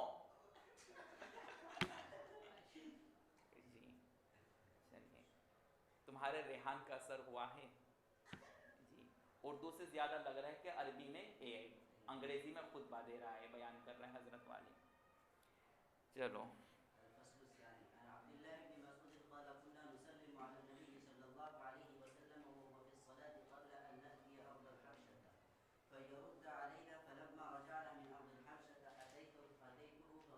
जिसमें हज़रत अब्दुल्लाह इब्न मसऊद भी थे, उन्होंने सलाम किया तो अल्लाह के रसूल ने सलाम का जवाब नहीं दिया, और फिर फरमाया अल्लाह के रसूल सल्लल्लाहु अलैहि वसल्लम ने कि अब मेरे सामने ये हुक्म ज़ाहिर किया गया, अल्लाह की तरफ से बतौर वही के ये हुक्म दी गई है कि ये हुक्म दिया गया है कि अब नमाज में कलाम वगैरह नहीं कर सकते हैं, नमाज में सिर्फ ज़िक्र अस्कार और क़िरात कर सकते हैं। ये तफसील माक़बल में आ चुकी है।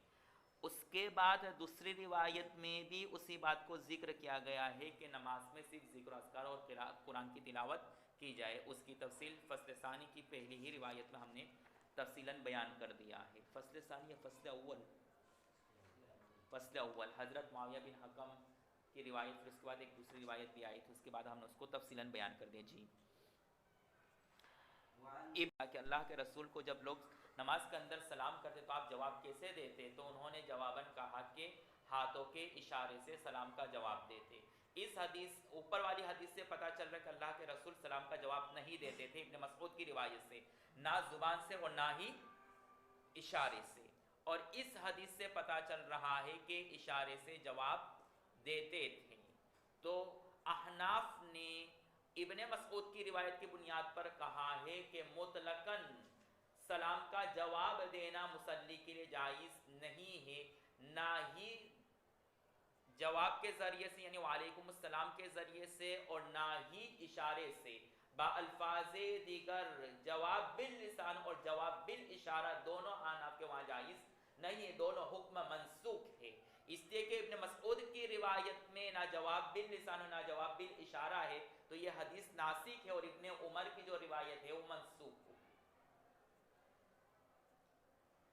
یا دوسرا جواب یہ ہو سکتا ہے کہ جب جواب باللسان منسوخ ہے تو طبعیت میں جواب بالاشارہ بھی منسوخ ہے، لیکن اگر کسی نے جواب بالاشارہ دے دیا، یعنی کسی نے آپ کو سلام کیا اور آپ نے اشارے سے یوں جواب دے دیا، تو کیا حکم ہے؟ فتاوی ظاہریہ اور شامی وغیرہ میں لکھا ہے کہ اصح قول ہمارے یہاں یہ کہ یہ مفسد صلاۃ نہیں ہے، البتہ خلاف اولا، اس لیے کہ یہ عمل کثیر نہیں ہے، عمل کثیر نہیں، اور تکلم بھی نہیں پایا گیا۔ مفسد صلاۃ کی وجوہات میں سے ایک وجہ کیا ہے؟ عمل کثیر کا ہونا یا تکلم ہونا، یہاں پر مفسدات صلاۃ اور اسباب مفسدات صلاۃ میں سے دونوں سبب میں سے کوئی سبب نہیں پایا گیا ہے۔ اور ائمہ ثلاثہ فرماتے ہیں ابن عمر کی روایت کی بنیاد پر کہ جواب بالاشارہ بلا کراہت، بغیر کراہت کے جائز ہیں، ان کے وہاں کوئی کراہت نہیں۔ تو یہ مسئلہ مختلف بھی ہے احناف اور ائمہ ثلاثہ کے درمیان۔ احناف کے وہاں سلام کا جواب باللسان اور بالاشارہ دونوں جائز نہیں ہے، لیکن اگر کسی نے بالاشارہ کر لیا تو یہ مفسد صلاۃ نہیں ہے، البتہ خلاف اولا ہے۔ اور ائمہ ثلاثہ کے نزدیک جواب باللسان تو جائز نہیں، مفسد صلاۃ ہیں، اور جواب بالاشارہ ان کے وہاں بلا کراہت جائز ہے۔ یاد رکھیں کہ سلام کا جواب دینا باللسان بالاتفاق مفسد صلاۃ، اس کی تفصیل صبح میں کلام الناس میں ہم نے بتلا دیا ہے۔ اور اگر کسی کو چھینک آئی، خود مصلی کو یا کسی اور کو، اور اس نے الحمدللہ کہا، تو کیا یہ مفسد صلاۃ ہیں؟ اگر خود کو پیش آیا ہے مصلی کو، آگے یہ مسئلہ آ رہا ہے اس لیے ابھی سے بتا دیتا ہوں، تو یہ مفسد صلاۃ نہیں، اس کے الحمدللہ ذکر اور قرآن کی آیت ہے، اور ہم نے کہا کہ قرآن کی آیت یا ذکر سے نماز فاسد ہوگی دو شرطوں کے ساتھ۔ ایک شرط کیا ہے؟ تخاطب، اور دوسری شرط کیا ہے؟ جواب کا احتمال، اس میں دونوں کا احتمال نہیں اور ارادہ بھی وہی ہو، ٹھیک ہے؟ تو دونوں شرطوں میں سے ایک شرط مفقود ہے، وہ کون سی ہے؟ تخاطب کا احتمال یا جواب کا احتمال، وہ تو ہے نہیں، یہ خالص کیا ہے؟ ذکر کے لیے، اس سے نماز فاسد نہیں ہوگی مصلی نے اگر ایسا کیا۔ اور کسی کو چھینک آئی اور اس کے جواب میں کہہ رہا ہے تو اب نماز فاسد ہے، اس لیے کہ یہاں پر ارادہ کیا ہے؟ جواب دینے کا۔ اگرچہ بعض نے مطلقاً کہا کہ ہر صورت میں نماز فاسد نہیں، لیکن احتیاط کرے اس صورت میں بھی۔ چلیے، اور کسی کو چھینک آئی اور آپ نے اس کا جواب دے دیا یرحمک اللہ سے، تب تو بالاتفاق نماز فاسد ہو جائے گی۔ کیوں؟ اس لیے کہ یہاں پر صیغہ خطاب یہ کلام الناس میں سے ہے، اور کلام الناس کی تعریف کیا بتائی؟ جو لوگ آپس میں باتیں کرتے جس میں صیغہ خطاب موجود ہو، یا خود وہ اپنے آپ کو مخاطب کرنا چاہ رہا یا اس سے جواب دینا مقصود ہو، تو یہاں پر یہ ساری باتیں پائی جا رہی ہیں۔ تو الحمدللہ میں تفصیل ہے، اور یرحمک اللہ میں مطلقاً مفسد صلاۃ ہیں۔ چلو روایت پر ہوا دیکھیں، نہیں ہوگی، اس لیے کہ خود مصلی نے کہا ہے، اور یہ ذکر و اذکار کے طور پر کہا ہے۔ چلو،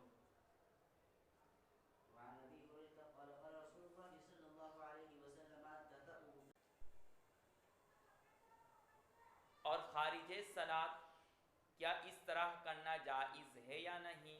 تو اس سلسلے میں علماء نے کہا ہے کہ خارج صلاۃ بھی خلاف اولا اور کراہت سے خالی نہیں، اور صاحب روح المعانی علامہ آلوسی نے اپنی تفسیر میں لکھا ہے کہ یہ قوم لوط کی عادت تھی، اس لیے اس سے بچا جاوے، اس سے کھیل کود سیر و تفریح کے طور پر اس طریقے سے تشبیہ کے اصابع ہر صورت مکروہ ہے، چاہے نماز کے اندر ہو یا نماز کے باہر ہو۔ البتہ تعلیماً یا کسی خاص مقصد اور غرض کی بنیاد پر اگر کسی نے کیا ہے تو اس کی گنجائش ہے، جیسا کہ بعض مرتبہ اللہ کے رسول نے بطور تعلیم کے تشبیہ کی صورت بتلائی، اس وجہ سے اس کو تعلیم پر محمول کیا گیا ہے اور کہا کہ یہ خاص مقصد کے طور پر کیا گیا تھا، اس طرح یہ مکروہ نہیں۔ بغیر کسی مقصد کے سستی کے بنیاد پر یا کھیل کود کے طور پر اگر اس طرح کرتا ہے تو یہ کراہت سے خالی نہیں، خلاف اولا ہے، اور صاحب رول مانی نے کہا کہ یہ قوم لوط کی عادت، اس سے اس سے بچا جائے تو بہتر ہے۔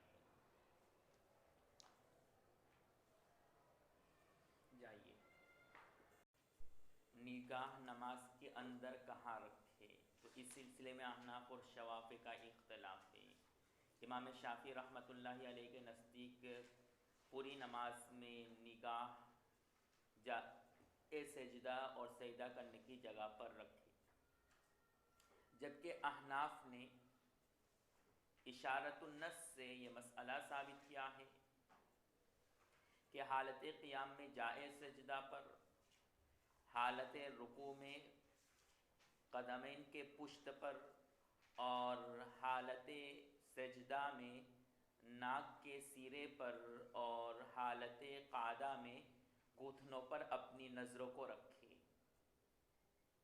اور حدیث میں جو یہ بیان کیا گیا ہے کہ اپنی نظروں کو نماز میں جائے سجدہ پر رکھے، تو یہ حالت قیام پر محمول ہے۔ لہذا علامہ طیبی رحمۃ اللہ علیہ جو خود مسلک شافعی کے پیروکار ہیں، شافعی المسلک ہے، وہ بھی اسی بات کی تشریح اور توضیح کرتے ہیں کہ یہاں پر جائے سجدہ پر نظر رکھنے کا جو حکم دیا گیا وہ حالت قیام میں ہے، پوری نماز میں نہیں ہے۔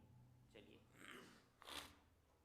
وعنه قال قال لي رسول الله صلى الله عليه وسلم يا بني إياك آ چکی ہے، اس پر مزید تفصیل کلام کرنے کی ضرورت نہیں ہے۔ البتہ حدیث میں کہا گیا ہے کہ ادھر ادھر دیکھنا نماز میں جبکہ فرض ہو مناسب نہیں ہے اور نفل میں کوئی حرج نہیں ہے۔ حدیث سے ایسا معلوم ہو رہا ہے، لیکن صحیح بات یہ ہے کہ چاہے فرض نماز ہو یا نفل نماز ہو، ادھر ادھر جھانکنا اور دیکھنا یہ خلاف اولا ہے۔ رہی بات حدیث پاک میں کہا گیا ہے کہ نفل میں کوئی حرج نہیں ہے، تو اس کا ہرگز یہ مطلب نہیں ہے کہ لا بد ففی التطوع، اگر ضرورت پڑے تو نفل میں کرو، لیکن لا فی فریضۃ، نہ کہ فریضہ میں۔ تو تطوع میں کر سکتے ہیں، اور اس میں تو لا بد کی قید ہے کہ اگر ضروری ہو تو نفل میں کرو لیکن فرض میں مت کرو۔ یعنی اگر بالفرض کسی کو کرنا ہی ہے یہ حرکت، یہ التفات، تو نفل میں کرے، اس لیے کہ اس میں کم گناہ ہے، کم کراہت ہے فرض کے مقابلے میں۔ کراہت تو دونوں صورتوں میں، چاہے نفل میں ہو یا فرض میں ہو، لیکن نفل میں کم کراہت ہے بنسبت فرض نماز کے۔ چلیے، وعن ابن عباس رضی اللہ عنہما شیطانی اثر میں سے ہونے کا مطلب یہ ہے کہ شیطان کی جانب سے یہ چیزیں وجود میں آتی ہے، اور جب یہ چیزیں وجود میں آتی ہے تو اس سے بہت خوشی محسوس ہوتی ہے، اس وجہ سے کہ اس سے نماز میں خلل پیدا ہوتا ہے، انسان نماز میں غفلت میں آ جاتے۔ پہلی 3 صورتیں اس سے نماز تو فاسد نہیں ہو جاتی، لیکن آخری جو 3 صورتیں اس سے تو نماز فاسد ہو جاتی۔ لہذا دوران صلاۃ حیض آ جاوے یا قے کثیر ہو جاوے یا نقصیر سے ناک سے خون نکل آئے تو یہ تو مفسد صلاۃ ہے۔ اور پہلی 3 چیزیں چھینک کا آنا، اونگ کا آنا اور جمائی کا آنا نماز کے اندر یہ مفسد صلاۃ نہیں ہے۔ تو ان چیزوں کے پیش آنے کی وجہ سے چونکہ نماز میں خلل پیدا ہوتی ہے، اس لیے اس کی نسبت کی گئی ہے شیطان کی طرف کے، یہ شیطانی اثرات میں سے۔ ایک روایت میں ہے کہ چھینک کا آنا اللہ اس کو بند کرتا ہے، تو اس روایت میں تو چھینک کی نسبت شیطانی اثر کی طرف کی گئی، دوسری روایت میں کہا کہ یہ تو اللہ کی طرف سے بند کیا جاتا ہے۔ تو اس کا کیا جواب ہے؟ یہاں پر میں نے جو ترجمہ کیا ہے اس اشکال کا جواب حل ہو جاتا ہے۔ میں نے ترجمہ کیا تھا کثرت سے چھینک کا آنا، اگر کسی کو کثرت سے چھینک آ رہا ہے تو سمجھ لو یہ شیطانی اثر ہے، اور اگر کم آیا تو سمجھ لو کہ یہ من جانب اللہ ہے۔ اب کثیر اور قلیل کی مقدار کیا ہے، اس سلسلے میں علماء نے کہا ہے کہ 3 تک تو ٹھیک ہے، اور اس سے زیادہ ہو تو پھر سمجھ لو یہ من جانب الشیطان ہے۔ اب بار اس کو الحمدللہ یا سامع کو یرحمک اللہ سے جواب دینے کی ضرورت نہیں ہے، آپ نے جلد ثانی میں پڑھ لیا ہوگا یہ مسئلہ، یاد ہو تو، اس لیے اب کوئی اعتراض نہیں ہوگا۔ چلیے، وعن مطرف بن عبد الله بن شقيق عن أبيه صلاۃ میں رونے کے حکم کو بتلایا گیا ہے کہ اللہ کے رسول صلی اللہ علیہ وسلم جب نماز پڑھتے تو خوب آہوزاری کرتے، تو اب کیا حالت صلاۃ میں رونا مفسد صلاۃ ہے یا نہیں؟ اس سلسلے میں صاحب ہدایہ صاحب وقایہ نے مسئلہ یہ لکھا ہے کہ اگر آواز کے ساتھ رونا ذکر جنت و جہنم کی بنیاد پر ہے، یعنی آیت ترغیب میں ذکر جنت پر اور آیت ترہیب میں خوف جہنم کی بنیاد پر آہوزاری کر رہا ہے، آواز کے ساتھ رو رہا ہے، تو یہ مفسد صلاۃ نہیں ہے۔ اور اگر کسی مصیبت، تکلیف اور درد کی بنیاد پر آواز کے ساتھ آہوزاری کر رہا ہے تو اب یہ مفسد صلاۃ ہے۔ لیکن مفتی اسامہ دامت برکاتہم نے اپنی کتاب فقہ ضوابط میں لکھا ہے کہ اگر درد اور مصیبت اس قدر بڑھ جاوے کہ بلا ساختہ رونے کی آواز نکل آئے تو متون معتبرہ میں فقہا نے کہا ہے کہ یہ مفسد صلاۃ نہیں۔ کبھی ہوتا ہے ایسا اتفاقا کہ تکلیف قابو سے باہر ہو جاتی ہے، نہ چاہتے ہوئے بلا ساختہ رونے کی آواز نکل آتی ہے، تو اب چونکہ اس میں انسان کا اختیار نہیں ہے، اس لیے فقہا نے کہا ہے کہ نماز فاسد نہیں ہو۔ دیکھیے یہ مسائل فقہا ہی بیان کریں گے، محدثین اور شارحین اس طرح کے مسائل کو نہیں بیان کریں گے، اس لیے یہاں پر بطور جملہ معترضہ کے بتلا دو کہ مظاہر حق، اسی طریقے سے جو اردو دیگر شروحات ہیں ان میں جو مسائل بیان کیے گئے ہیں، کئی مسائل ناقابل اعتبار ہیں،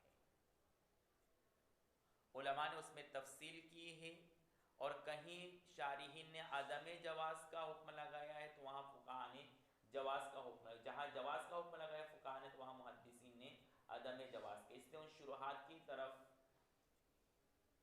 مکمل طور پر اعتماد نہ کرے جب تک کہ متون معتبرہ اور فقہا کی صریح عبارت آپ کے سامنے نہ آ جائے، اس لیے کہ حدیث کو صحیح محمل پر محمول کرنے یہ فقہا کا کام ہے کہ کس حدیث سے کون سا مسئلہ مستنبط کرنا ہے، اور تمام نصوص کو، احادیث اور روایات کو مد نظر رکھتے ہوئے مسائل بیان کرتے ہیں۔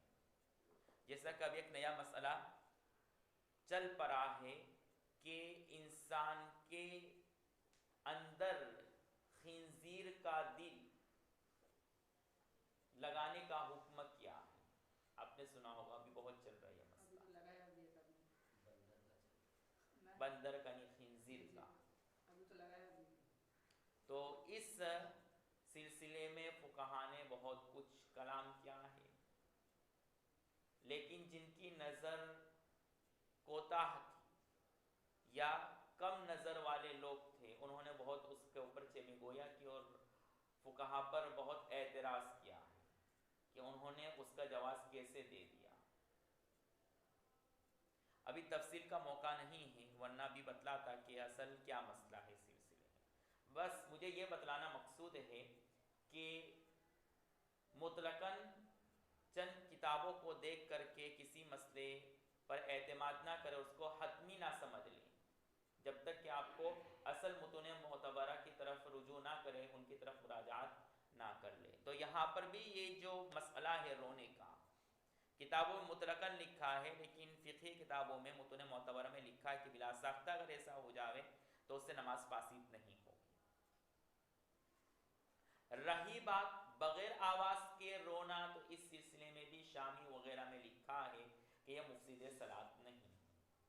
تو دو صورت ہوئی، نماز کی حالت میں بلا صوت رونا، اور دوسری حالت ہے بالصوت رونا۔ بلا صوت رونا یہ مفسد صلاۃ نہیں، بالصوت رونا دو حال سے خالی نہیں۔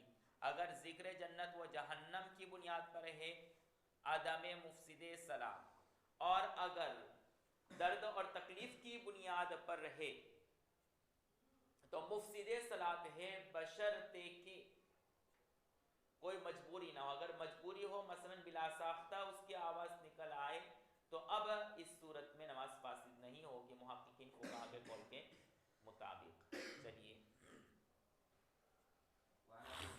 پتہ چلتا ہے کہ چلنا یہ عمل کثیر ہے۔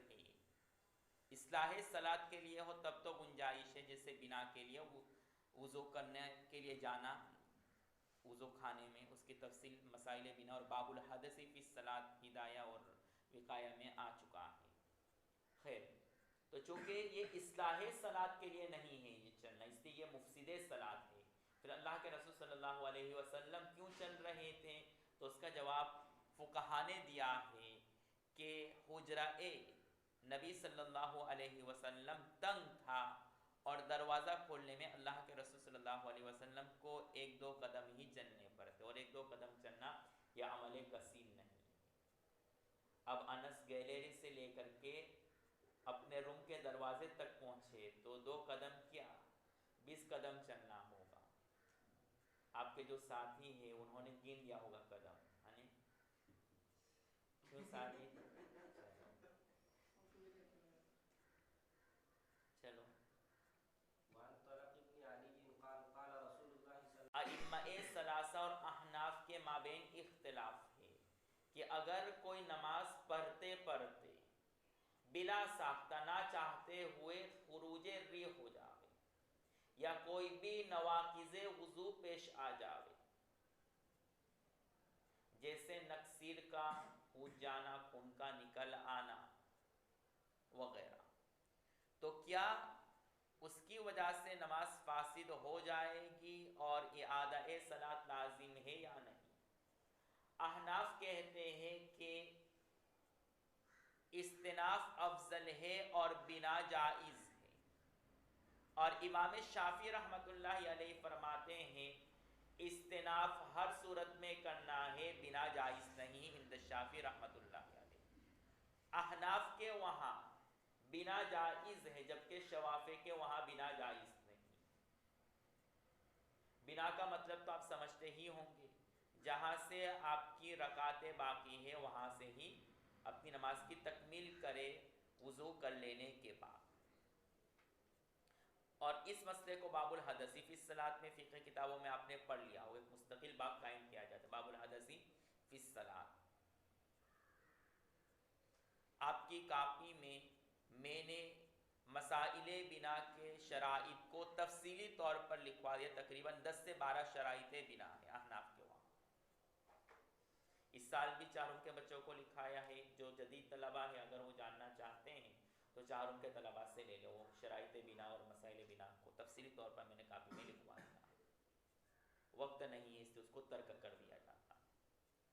تو شوافع کے وہاں جائز نہیں ہے اس حدیث کی بنیاد پر کہ نماز کا اعادہ کرے، اور احناف کی دلیل وہ حدیث ہے جس میں اللہ کے رسول صلی اللہ علیہ وسلم نے ارشاد فرمایا کہ اگر کسی کو کہ آ جائے، نکسر پھوٹ جاوے، تو فَلْيَنْصَرِفْ، نماز سے انصراف کرے، وَلْيَبْنِ عَلَى صَلَاتِهِ، اور اپنی نماز پر بنا کرے، مَا لَمْ يَتَكَلَّمْ، جب تک کہ بات نہ کرے، او کما قال علیہ الصلاۃ والسلام۔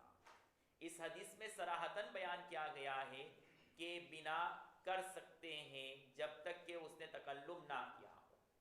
اس لیے احناف نے اس حدیث کی بنیاد پر، جس کو مصنف نے اس باب میں ذکر کیا ہے، کہا ہے کہ استناف افضل ہے، لیکن اگر کوئی بنا کرنا چاہتا ہے تو یہ بھی جائز ہے دوسری روایت کی بنیاد پر، دونوں مسائل اور دونوں مسئلے حدیث میں ذکر کیے گئے. ایک تو یاد صلاۃ جس کو استناف کہتے ہیں، نئے سرے سے نماز کو شروع کرنا، یہ افضل ہے. اور چونکہ دوسری حدیث میں بنا کی بھی اجازت اور گنجائش دی گئی ہے، اس کا ثبوت ملتا ہے، اس لیے ہم جواز بنا کے بھی قائل ہیں. امام شافعی رحمۃ اللہ علیہ نے اس حدیث اور قیاس کی بنیاد پر بنا کو ناجائز کہا ہے. قیاس انہوں نے کیا پیش کیا ہے کہ نماز کے دوران اگر کوئی جان بوجھ کر کے ہوا خارج کر لیتا تو اس کی نماز فاسد ہو جاتی کہ نہیں؟ تو اگر جان بوجھ کر کے نماز فاسد ہو جاتی ہے تو بلا قصد اگر ہوا نکل آئے، یعنی نہ چاہتے ہوئے، جس کو ہم نے کہا پھسکی نکل آنا، نہ چاہتے ہوئے، تو اس صورت میں بھی نماز فاسد ہو جائے. آمدن میں یہی حکم ہے، تو غیر آمد کی صورت میں بھی نماز فاسد ہو جائے گی. امام شافعی رحمۃ اللہ علیہ کی عقلی دلیل ہے، جس کو صاحب ہدایہ نے تفصیلی طور پر اور مفصل طور پر ہدایہ میں بیان کیا ہے. ومن شاء تفصیل فلیراجع الی الہدایہ.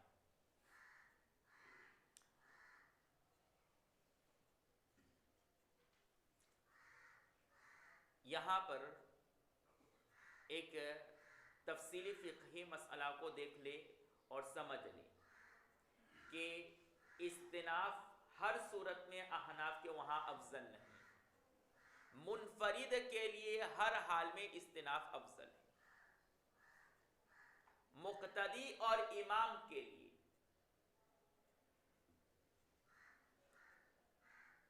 بنا افضل ہے، جبکہ دوسری جگہ جماعت ملنے کی امید نہ ہو.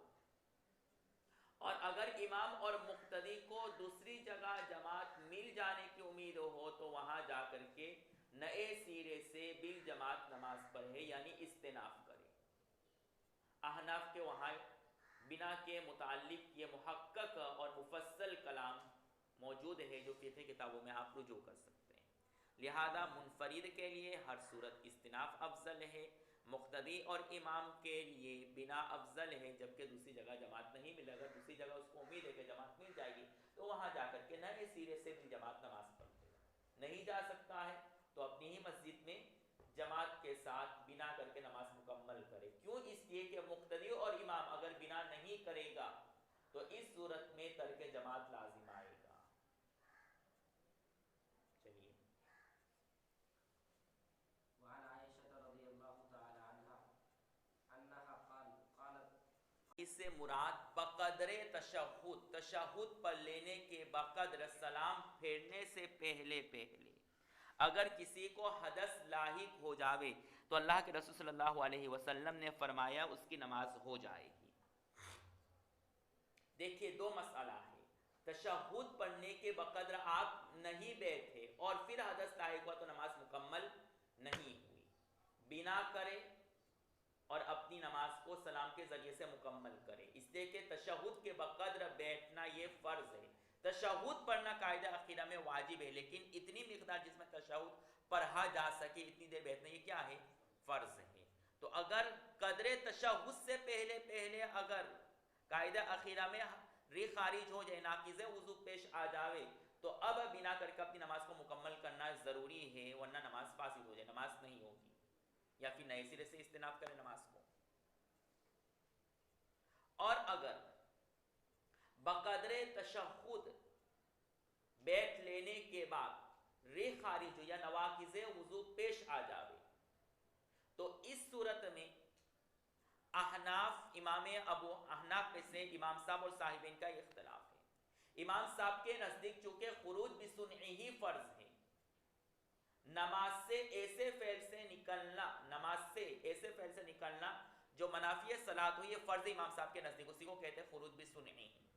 تو یہاں پر ری خارج ہوئی ہے، خارج کی نہیں، اس لیے امام صاحب کے نزدیک نماز مکمل نہیں ہوئی، مفسد صلاۃ ہے.